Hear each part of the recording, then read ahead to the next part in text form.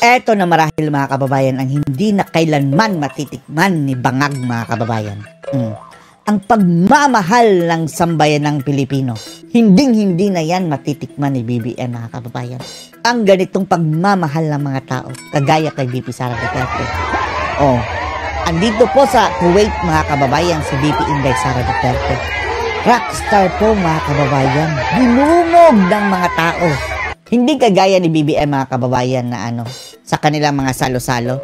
Ang mga tao nakaupo lang, nakaganyan lang. Kamot-kamot ulo. Eto mga kababayan, masayang-masaya na nakita lang si VP Sara. Makikita mo sa kanilang mga reaksyon mga kababayan. Tuwang-tuwa, sigawan. Talagang masaya mga kababayan, nakangiti. Di ba si BBM? Lately mga kababayan, naglilibot-libot. India, kung saan-saan mga kababayan. May nakita ba kayong ganito? Wala mga kababayan. At wag ka, gastos pa yun ng gobyerno ha. Libre pa mga kababayan yung mga pinapunta. Eto mga kababayan ang nag-ambag-ambag. Ang ating mga kababayang Pilipino. Napakarami pa ang hindi nakapunta dyan mga kababayan dahil limitado ang space. Nakakakilabot mga kababayan ang suporta ng mga tao. Hindi na to kailanman matitikman ni BBM mga kababayan. At kung sino mang mga taga-bagoong Pilipinas. The Duterte Magic mga kababayan. Ito ang Duterte Magic. Simula kay Tatay Digong hanggang kay VP Sara. Nandyan ang Duterte Magic mga kababayan. Grabe. By the way, nabigyan na pala ng travel authorities VP Sara Duterte mga kababayan papuntang Kuwait. Diba ang sabi ni Claire Castro? Wala daw travel authority. Fake news pa more, Castro. Ayun mga kababayan, nag-travel na si VP Sara sa Kuwait. At ito po, bilang parte po mga kababayan ng Maisog Rally. Maisog Kuwait Chapter. At ang ilan sa mga diniskas si VP Inday Sara Duterte doon mga kababayan ay narito po. Ang mga pinakamagaling na nurses natin nasa abroad, nagbabantay ng ibang lahi. Nagbibigay-pugay siya sa mga OFW nating mga kababayan.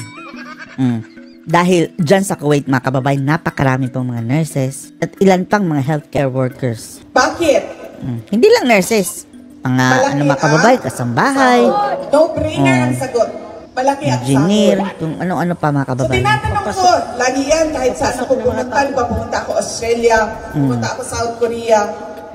Doon, sa Hague. Madami doon ang mga nagtatrabaho na nurses sa Europe, bumibisita sa Hague.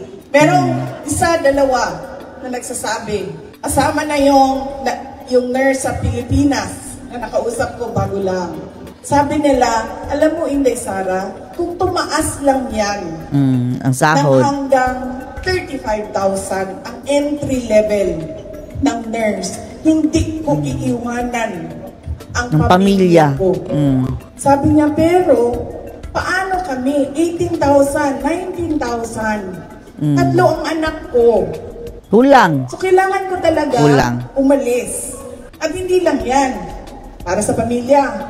Ngayon mga kababayan, kahit 30,000, 35,000 ang per month, tapos tatlo ang anak mo, kulang pa rin. Diba? Pero, delikado sa ating bansa. Dahil dala-dala mga nurses natin ang kaalaman, ang kagalingan. Dala nila sa ibang bansa. Anong naiiwan sa mga pasyente, sa pamilya natin doon sa Pilipinas? Kaunti na lang. Yung mga bagong graduate. At yung mga wala pa masyadong alam. Experience. Lang para makaalis din sila sa nagsisialisan lang mga kababayan. Maisog International Kuwait Chapter. Good job. Kita ninyo Kuwait. Kung gaano grabe ang sitwasyon natin doon sa ating bansa. Kaya sinasabi ko, umalis dahil gusto umalis. Hindi aalis dahil wala silang mahanap na maayos na trabaho. Meron akong trabaho pero ang baba ng sahod. Sweldo. Importante na kailangan magawa para sa ating mga kababayan. Sunod na yung healthcare. Hindi yung mga bagong graduate ang nagbabantay, kundi yung mga magagaling. experience natin na mga nurses na hindi umalis dahil okay na sila para sa kanilang hanap buhay, para sa kanilang pamilya, doon lang sa loob ng ating bansa. Edukasyon. Ang napansin ko sa ating bansa, matagal tayong sumabay sa pagbabago. Kung makikita ninyo, sobrang modern na ng ibang bansa. Pag-iwanan na Pero tayo. tayo, nandun pa din tayo sa papel at lapis. Example lang yan. Diba?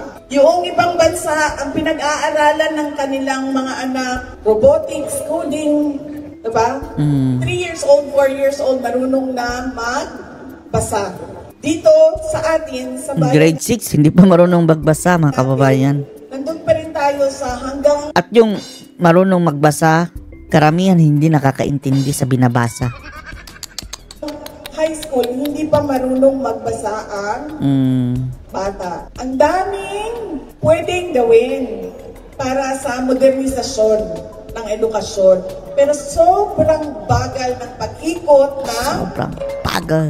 Ikot. ligid. Gulong. Gulong. Gulong ng paligid.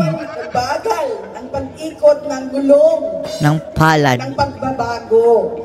Hindi ko alam bakit yung tinuturo sa amin nung kami ay nasa elementary, hanggang ngayon, ganun pa rin yung tinuturo. Eh, syempre, wala ka talagang makikita na improvement doon sa edukasyon.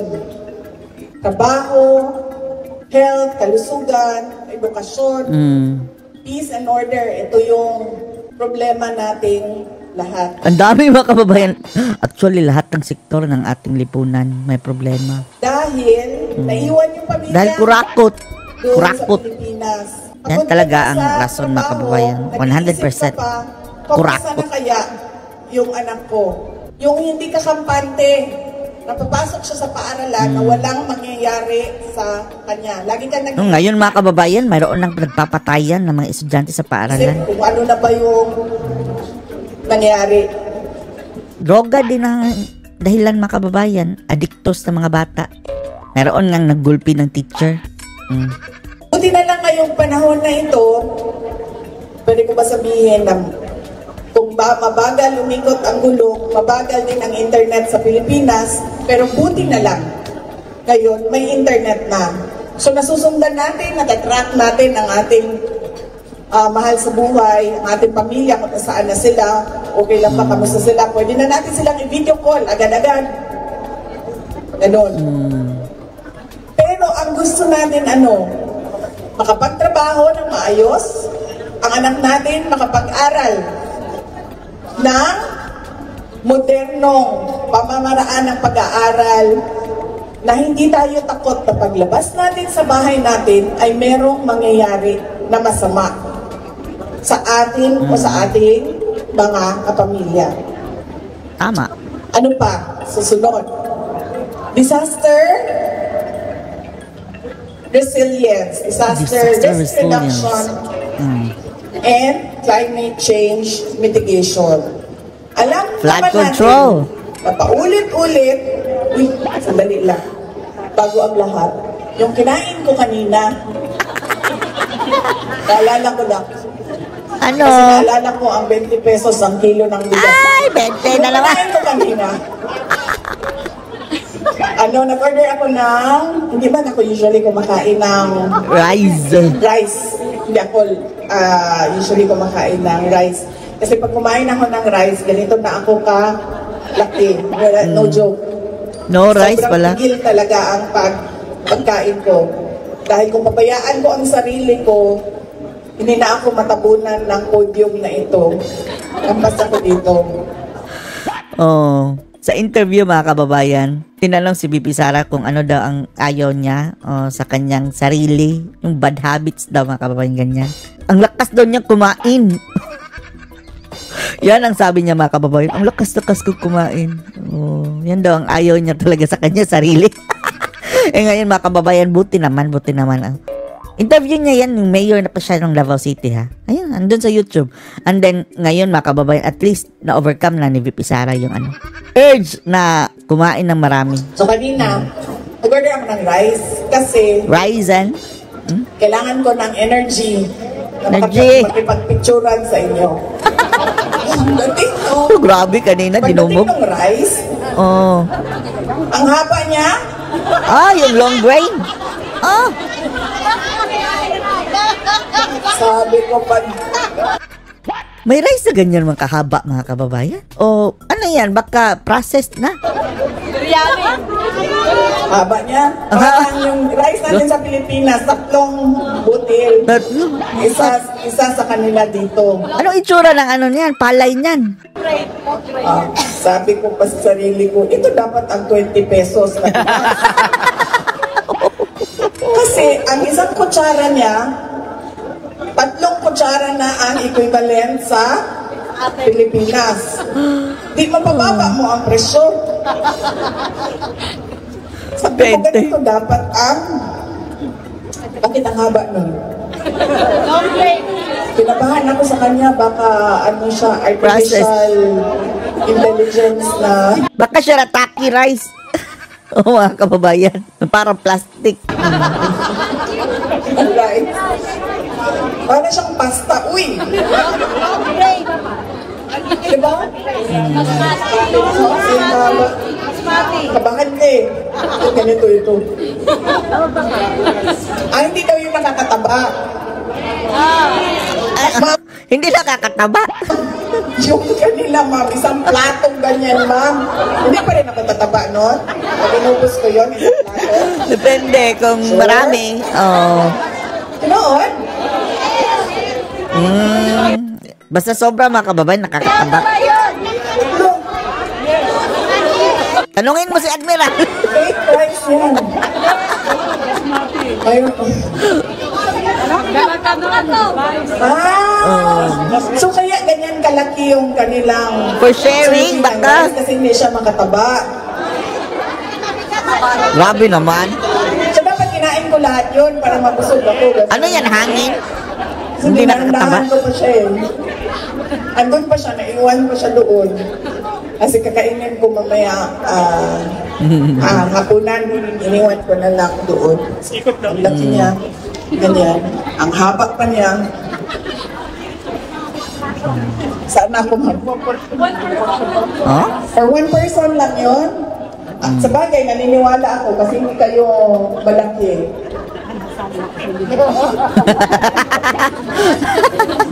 Bakit may mga matataba din, oh? Hindi nakakatawa, tapos tumaba. Sobrang laki na nung serving, sobrang haba pa nung... Baba? Baka kay Renato yan. Sana ako, ma'am. Nakalimutan ko na.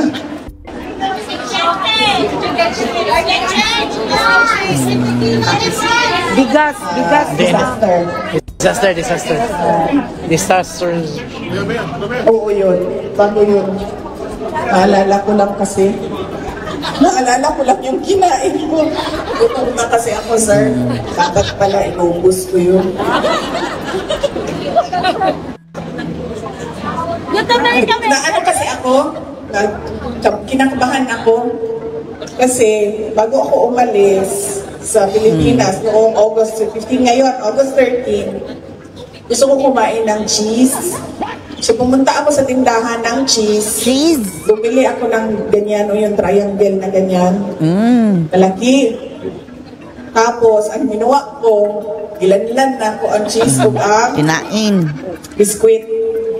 Cheese and Paris na ko biscuits. siya sa silog kaon, sa chismis dito sa balay. Kinain daw. Sige, panlipa. Cheese. Tugmamarites, baka babay na bang kinakain niya. Cheese. Cheese. At biscuit. Tabaan ko. Oh. Kinarma daw siya, mga kababayan. Nagmamarites siya. Iyan. Nasira daw ang tiyan niya. So paghahapon, Oh, so kahapon, nag-revolusyon akong tiyan. nagrevolusyon ang tiyan niya, mga kababayan.